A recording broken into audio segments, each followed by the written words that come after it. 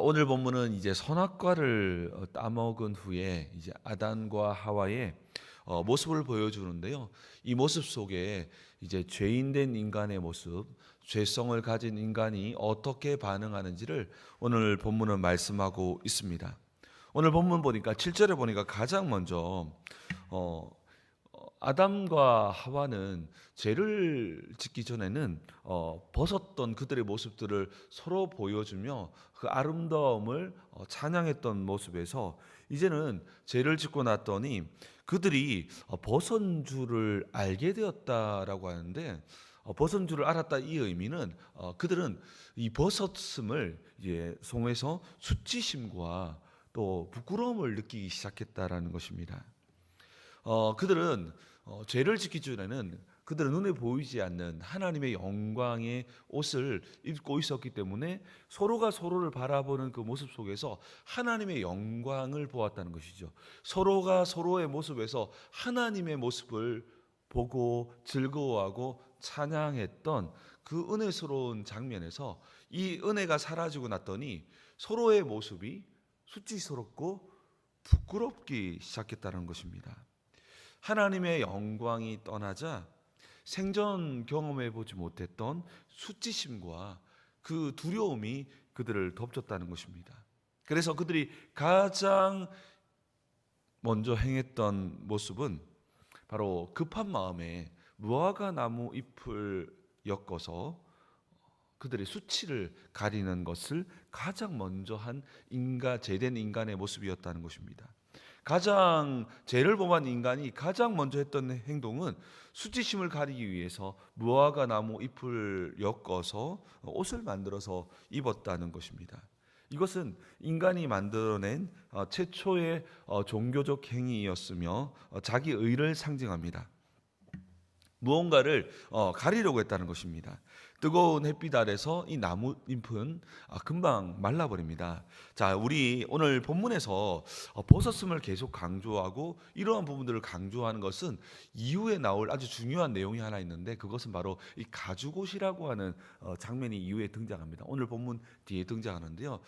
이 모세는 이 창세기 타락한 인간의 이 모습을 계속적으로 드러내면서 결국 가죽 옷을 입어야 한다라는 것들을 이끌고 있는데요.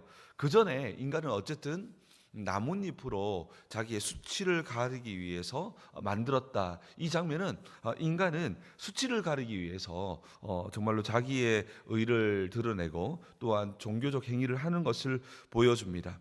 우리의 도덕과 선행과 이런 철학들은 당장은 가리는 것 같으나 금방 햇빛 아래서 나무님이 말라가듯 덧없음을 폭로하고 있는 것입니다. 그러면서 이 8절부터 10절까지는 죄를 범한 인간은 그 다음에 하는 행동은 하나님을 피하다는 것입니다.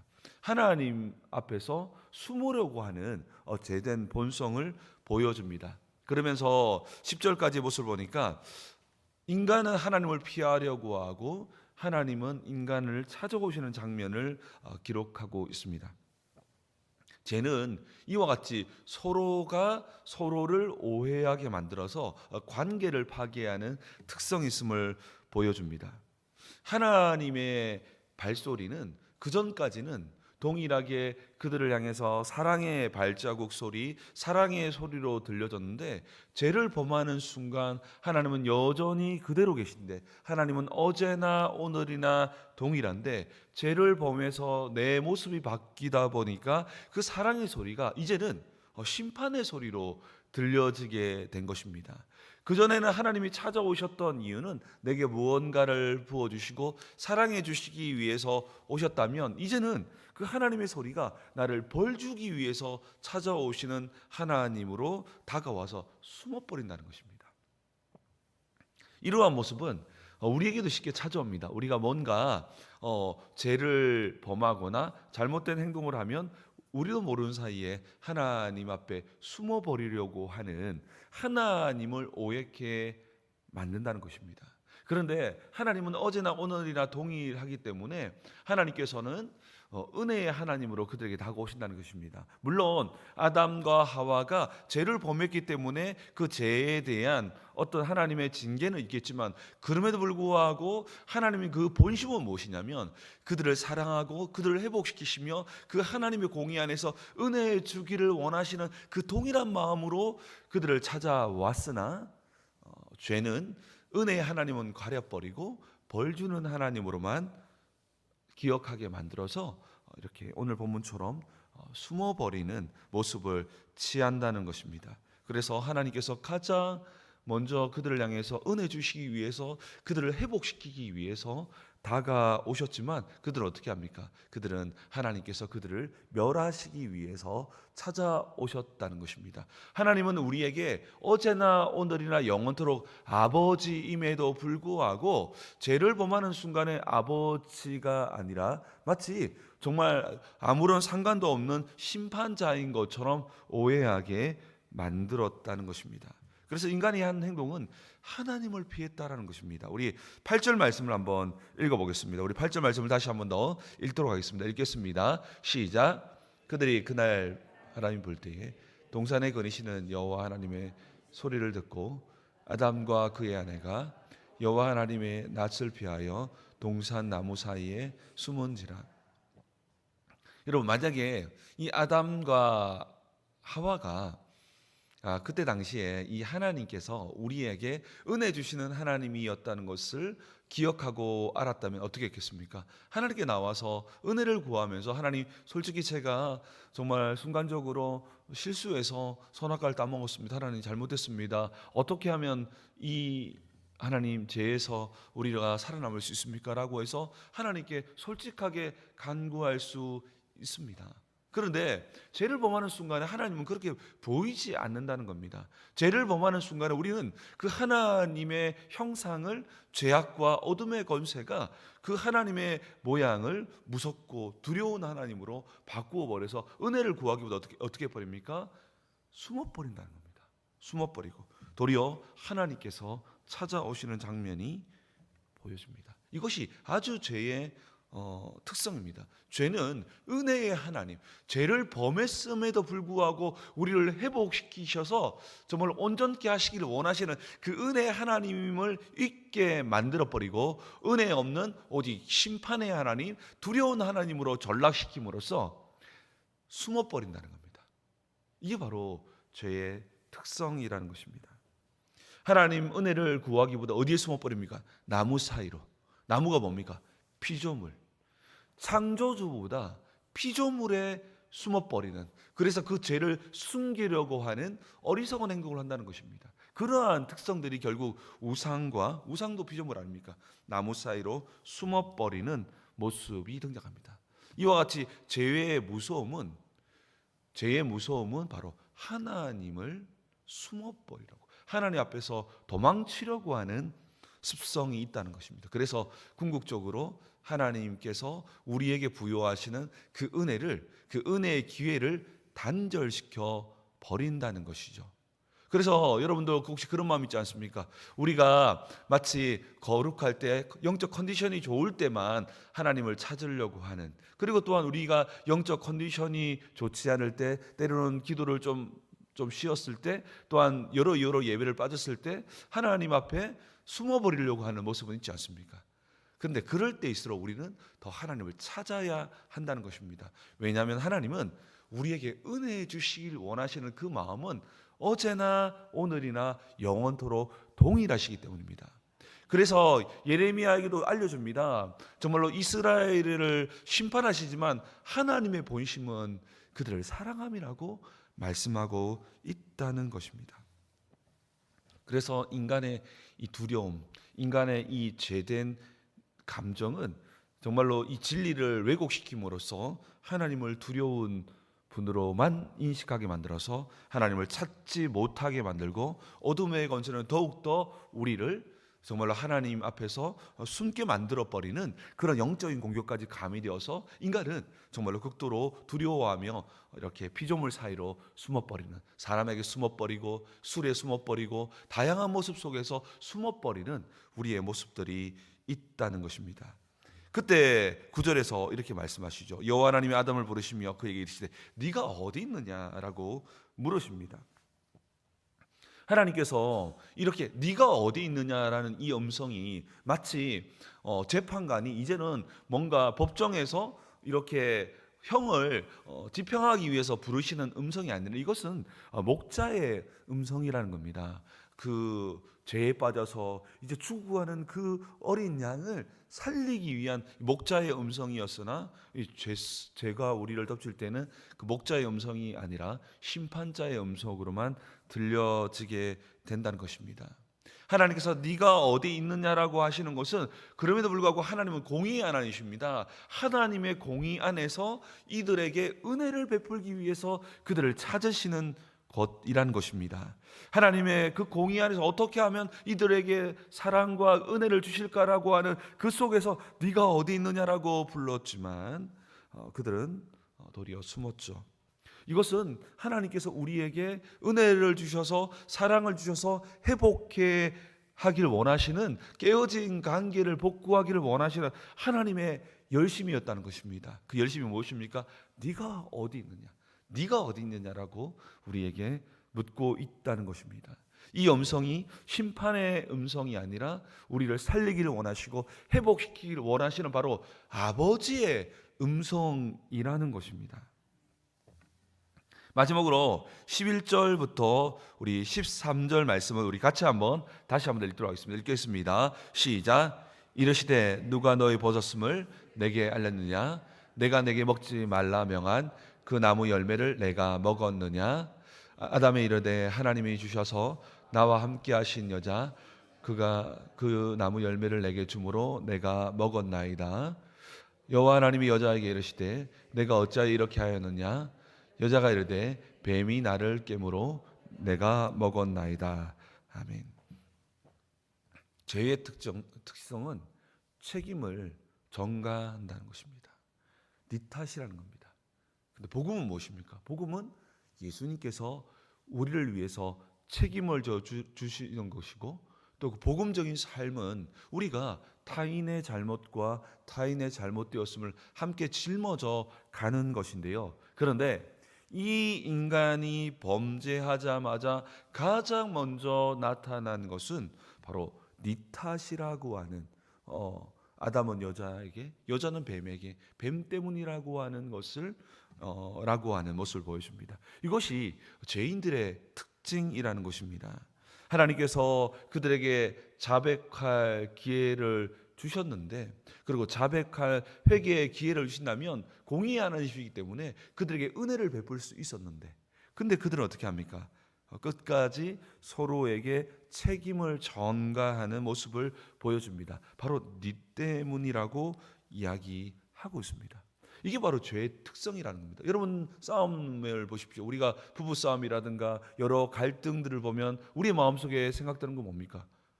너 때문이라는 겁니다. 너 때문. 네 탓이라는 겁니다. 네가 똑바로 하지 못해서 잘 생각해 보라고, 네 탓이라고.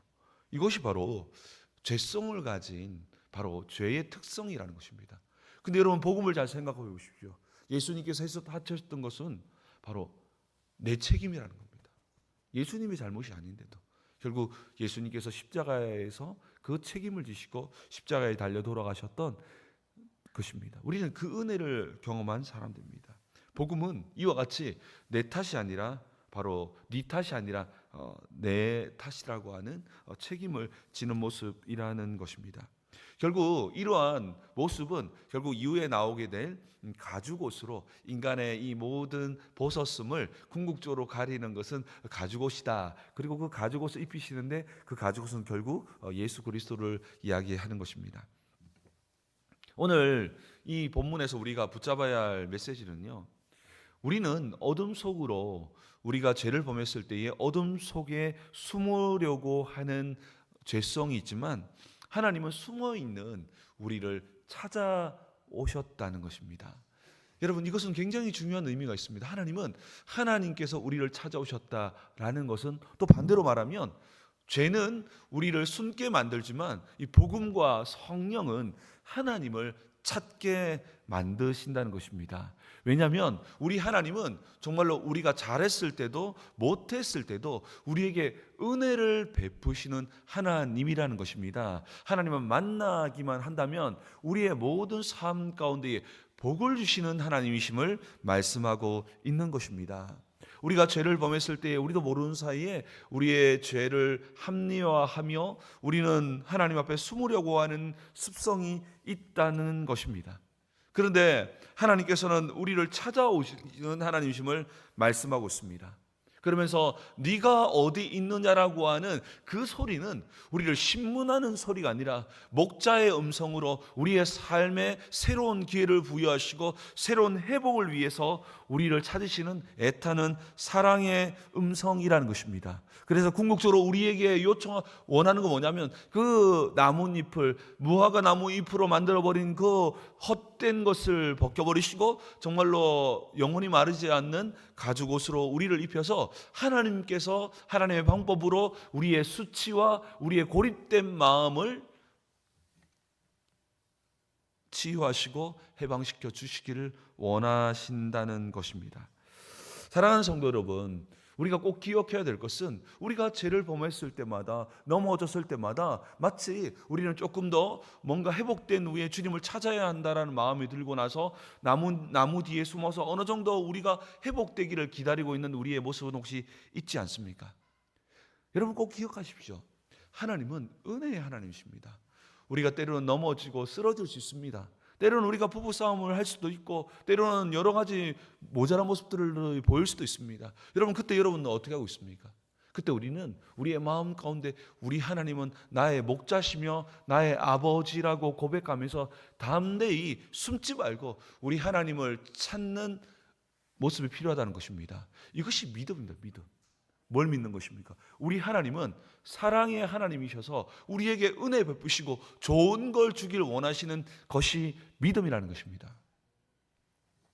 믿음이 없이는 하나님을 기쁘시하지 못한다라고 말씀하면서 히브리서 기자는 믿음은 하나님이 이곳에 계시고 또한 하나님은 우리에게 자기를 찾는 자에게 상 주시는 자이심을 믿는 것이 믿음이라는 것입니다. 여러분 믿음은 우리가 기도할 때 이 일이 우리 기도하기 때문에 주님은 전능하시기 때문에 이 일을 반드시 이루어 주십니다 라만이 믿음이 아니라 믿음이라는 것은 하나님께서는 자기를 찾는 자에게 어떤 상황에서도 자기를 찾는 자에게 상 주시는 자이심을 믿어야 한다는 것입니다. 왜 믿어야 합니까?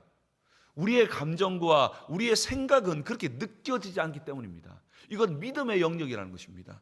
우리가 죄를 범하고 넘어졌을 때마다 우리의 마음 가운데서는 마치 아담과 하와처럼 우리에게 벌 주기 위해서 찾아오시는 하나님인 것처럼 느껴지기 때문에 이 모든 회복은 우리 스스로 이룬 후에 하나님을 찾아야 한다는 생각이 들 때가 있다는 것입니다. 그러나 성경은 우리에게 말하는 것은 무엇입니까?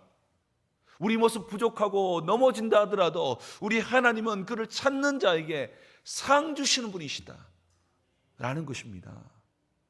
이것은 어떤 영역이라고요? 느끼는 영역도 아니고 우리가 그냥 그저 찾아가는 영역이 아니라 믿음의 영역이라는 것입니다.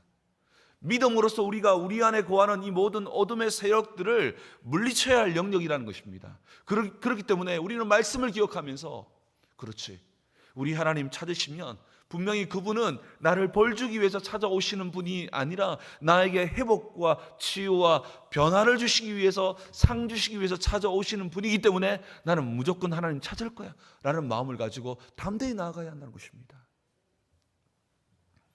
왜냐하면 우리 하나님은 찾아오셔서 은혜 주시기를 원하시는 하나님이시기 때문입니다. 그렇게 우리는 빨리 찾으면 찾을수록 좋은 것입니다. 여러분 다윗이 밧세바와 이렇게 범죄를 범한 후에 어떻게 합니까? 숨어버립니다. 근데 하나님 마음이 너무 아픈 거예요. 왜 날 믿지 못하지? 왜 날 믿지 못하지?